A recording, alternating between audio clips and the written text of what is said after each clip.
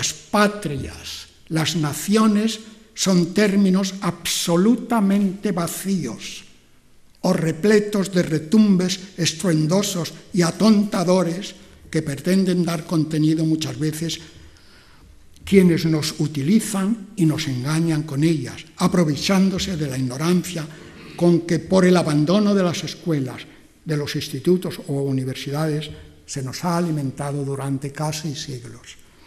La patria es algo que cada individuo construye desde la decencia y claridad de su propio ser. Por eso he dicho alguna vez que no deberíamos enorgullecernos por ser de algún sitio, ni siquiera tener una determinada lengua materna. Se puede ser perfectamente imbécil en castellano, en inglés, en vasco, en catalán, en francés. La lengua materna en la que por casualidad hemos nacido, por casualidad, no es un mérito por tanto nuestro, tiene que hacerse lengua matriz, lengua propia, hecha de libertad, de racionalidad, de sensibilidad. Esa es la lengua en la que se forja la democracia y que alienta en ese concepto que construyó la cultura helenística, filantropía, amor, qué hermoso, una globalización del amor. Fíjense ustedes qué utopía tan inmensa. Filantropía, amor a los seres humanos. El ser humano, el individuo, tenía que ser filántropos. Amor y amistad hacia los seres humanos, amor a la vida que somos, amor a la vida, al espacio, a la naturaleza que nos rodea. Eso implica una tendencia, por supuesto, hacia la igualdad, que debe constituir el suelo más firme, el único suelo de la democracia. La lengua matriz, la lengua de la democracia, va unida en nuestros días a una patria mucho más amplia, donde caben los conceptos universales que inventaron los seres humanos para igualarnos e identificarnos en la justicia. La verdad, la belleza, el amor, la honradez, la solidaridad, etcétera, etcétera. Es cierto que estos términos comienzan a perderse en un cielo de utopías y consuelos etéreos, pero jamás podremos renunciar a ellos. Es cierto que esa aspiración a la igualdad es un sueño, es un deseo, y me atrevería a decir que debe ser también una pasión. Sin embargo, la violencia, la injusticia, la crueldad, la falsedad, el embaucamiento de que continuamente nos reflejan los medios, nos llevaría, no nos debe, pero nos llevaría tal vez a aquella melancolía de Don Quijote que al final no sabía qué conquistaba con sus empeños. Pero esto ya es otro cantar. No importan las terribles experiencias de la sociedad, las chirriantes contradicciones de la historia, ni siquiera los descarríos y corrupciones de la política, que sin embargo es en una de sus más simples definiciones se nos aparece como el empeño por administrar lo público, lo que es de todo, con entrega absoluta a la verdad. Fue tan profunda esta idea en los orígenes de la democracia, en Grecia, que inventaron al lado de la palabra democracia la palabra demagogia como su corrupción, y al lado de la palabra demagogia, para que no fuéramos demagogos, la educación, el cultivo del lenguaje, de las palabras. Fue tan profunda, como digo, en los orígenes de la democracia, la filosofía griega, tenía unos textos aquí, pero no se los voy a leer, se planteó en algún momento, concretamente en la República de Platón y concretamente en la política de Aristóteles, se planteó si los políticos podían ser felices, porque su ser, su estructura mental, su corazón tenía que estar continuamente en darlo todo a los demás. Y en una cultura que empezó siendo feliz, la eudaimonía era tener más. El eudaimon, el hombre feliz, era el que tenía más. Es lógico, en un país como Grecia, por eso es tan sorprendente. Si estos días pasan por Madrid, por favor, vayan a ver el Albertinum de Dresde, las esculturas griegas que están también en el Prado, griegas y romanas. Pues bien, esta cultura en un país pobre, en una tierra pobre como era Grecia, que fueran capaces de construir ese Partenón ideal que todavía está en nuestras cabezas, porque se inventan la tragedia, la comedia, la historia, la física, la matemática, etc., la filosofía, claro está, la filología. Pues bien, este pueblo, este extraño misterio que fue la cultura griega, bueno, podríamos, quizá no tan misteriosa, pero en fin, este extraño misterio, porque es tan sobrecogedor, pues se dio cuenta de que ser feliz no era solo tener más. Era lógico que tener más fuera el instrumento, la base de la felicidad en ese pueblo pobre. El que tenía ánforas tenía agua y vino.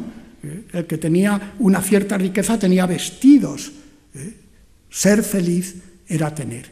Pero esa misma cultura hizo esa maravillosa transformación. Ser feliz no es tener, sino ser más, no tener más, sino ser más.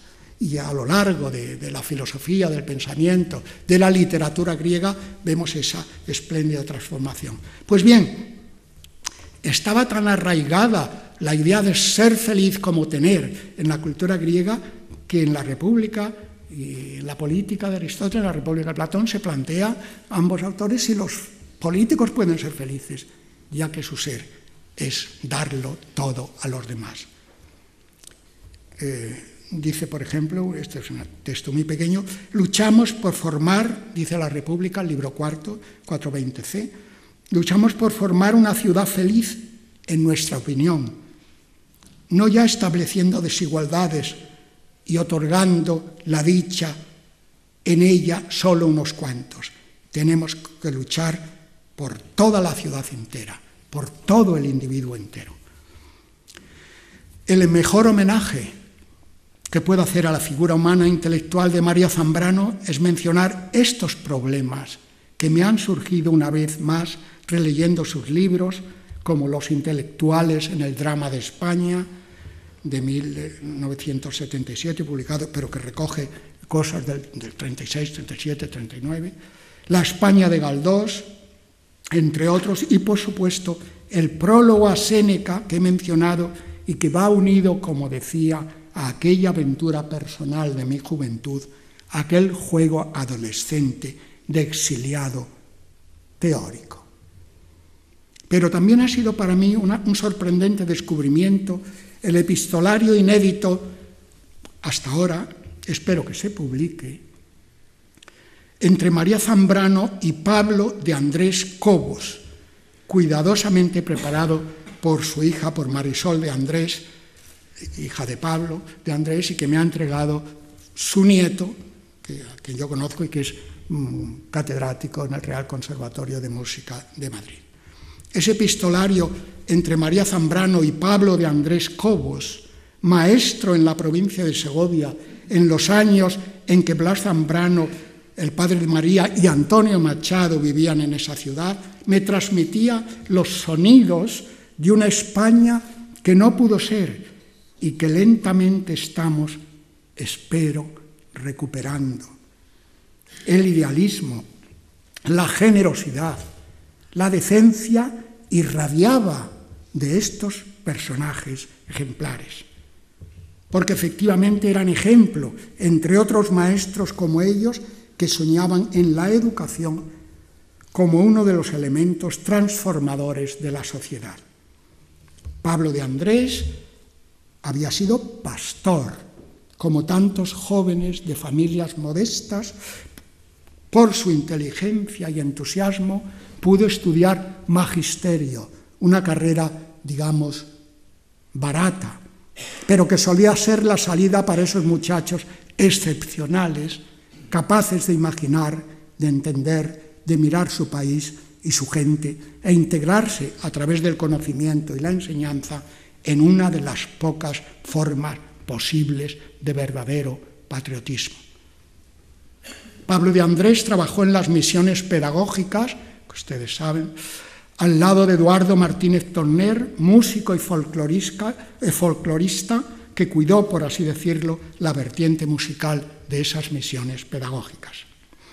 Los maestros y profesores de Segovia sabían sin duda que la educación es la única arma posible para luchar por la democracia. No es extraño, pues, que fueran salvajemente eliminados o depurados en la dictadura, porque toda tiranía, todo fascismo cultiva, además de determinadas formas de podridos idearios, la irracionalidad y la ignorancia. Sin duda que por el ambiente cultural que María vivió en Segovia con su padre y sus amigos, tuvo desde su juventud esos ideales que empapaban la inteligencia y los comportamientos de la única patria posible, aquella que se hace camino al andar, como decía Machado, que se hace camino en el saber y en el amar, más allá de los símbolos y tradiciones acartonadas que, por desgracia, mueve tantas veces lo que Bernanos llamaba la cólera de los imbéciles. En mi particular libro de viajes, quiero decir, el libro que me había regalado mi amigo Alberto del Campo, lo leía en el tren camino de Heidelberg, escribe Séneca, el libro que prologa, repito, María Zambrano. Séneca pertenece a esta estirpe de antiguos filósofos que nos trae el amargo despertar de la razón, que nos sacude de nuestros delirios y ensueños para hacernos entrar en razón. Esa expresión tan castellana, entrar en razón, y que a mí me parece espléndida. Pero ese entrar en razón es un amargo despertar cuando la sinrazón nos cerca. Solo a partir del pasado, sin embargo, porque la razón se construye sobre la memoria, de la elaboración de las experiencias que la forjan y de una mirada clara e iluminadora que proyectamos sobre él, tiene sentido la vida de la cultura. La vida de la cultura no tiene más sentido que como memoria. Su verdadero asiento es la memoria. Su asiento es el pasado y, por supuesto, el latir diario, cotidiano de cada presente. Y es que tener cultura, dice María Zambrano, en las primeras páginas de ese libro, es tener detrás de la vida individual de cada uno un tesoro de voces anónimas, una colectividad, un pueblo. No entiendo por ello las dificultades que en nuestro país puede tener esa búsqueda de nuestra propia historia, de nuestra historia más reciente, de la que yo mismo en mi niñez he sido testigo, de la historia que yo mismo he padecido. Es curioso, cuando me fui a Heidelberg, pues pesaba, claro, como niño hambriento de la posguerra, pues pesaba 51 kilos. Ahora no es que esté muy gordo, pero peso 20 kilos más o menos. Y mis padres me mandaban a Salteras, el pueblo de ellos, para curarme en casa de mi madrina Fernanda, mi maravillosa y admirada madrina, el hambre del niño de la posguerra. Dicho esto de paso, es curioso, con todas las excepciones que se quieran, que sea una cierta parte del poder quien pone más objeciones a esa vitalización de la memoria con argumentos tan peregrinos como que se abren heridas. No se abre herida alguna. El saber realmente lo que pasó no es abrir heridas, sino darnos cuenta al fin de que la historia, todo lo repetimos, es magistra vitae, es maestra de la vida. Y es ella la que nos enseña sus inolvidables lecciones. De esa memoria aprendemos hasta qué punto puede llegar la irracionalidad, la violencia, la cobardía, la maldad, que en absoluto es el resultado de esa concepción pesimista de la naturaleza humana, de la vieja, falsa y socorrida teoría del hombre lobo para el hombre, será para los hombres lobos. La maldad y la irracionalidad, queridos amigos, se construye, se fomenta con variadas formas de reflejos condicionados, se inocula en las personas a través de la pedagogía de la violencia, de la manipulación que determinados intereses fabrican para mantener bajo su dominio a los cuerpos o a las conciencias. No es abrir heridas el conocimiento de que las hubo, y es un test lamentable que determinados personajes insistan tanto en el olvido. No quiero creer que esa insistencia, no creo que esa insistencia tenga que ver con un fondo de mala conciencia para no destapar o no reconocer la existencia de esas cicatrices que produjo la inhumanidad de tal vez los antepasados de estos desmemoriadores actuales. Una personalidad política ha dicho recientemente, hace un par de días, que el querer resucitar el pasado es dividir a los españoles. Nada más sin sentido que semejante frase hecha, que semejante y vacío eslogan multiuso. La verdadera unión es el conocimiento.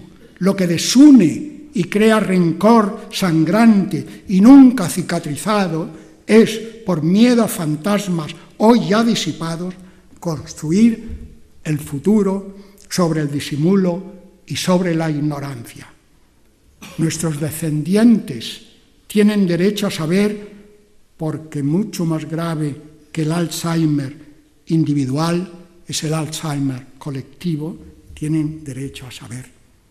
Una desmemoria que construimos para no ver, por no querer mirar, por no querer asumir ciertas culpas, ciertas tendencias, ciertas provocaciones, ciertas injusticias, es una desmemoria de Alzheimer. No puedo por menos de citar un texto escrito años antes de que se hablase de memoria histórica y donde me planteaba esas obsesiones de olvidar y que todo es presente y futuro, como si fuera factible saltar al futuro desde la nada. ¿Desde dónde se salta al futuro? Solo desde el presente, que sabe de su propio pasado, es posible pensar y construir en el futuro. La mirada de la memoria no abre heridas, sino que impide causarlas de nuevo otra vez. Repito, la lectura reciente de María Zambrano me ha despertado estos problemas y me ha parecido el mejor homenaje a ella el recordarlos. Quisiera ya en este momento expresar el más profundo agradecimiento a quienes han visto en mi pasado, a lo mejor uno ya solo es pasado, algún mérito para concederme tan honroso premio, a la Consejería de Cultura de la Junta de Andalucía y al jurado que me ha designado para recibirlo.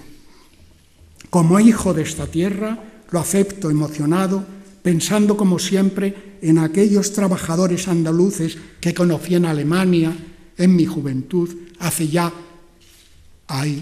más de 50 años, y recobrando la memoria de aquella excepcional mujer, de aquella intelectual en un país donde se había negado más o menos conscientemente, espero, a las mujeres el gozo, el privilegio de saber.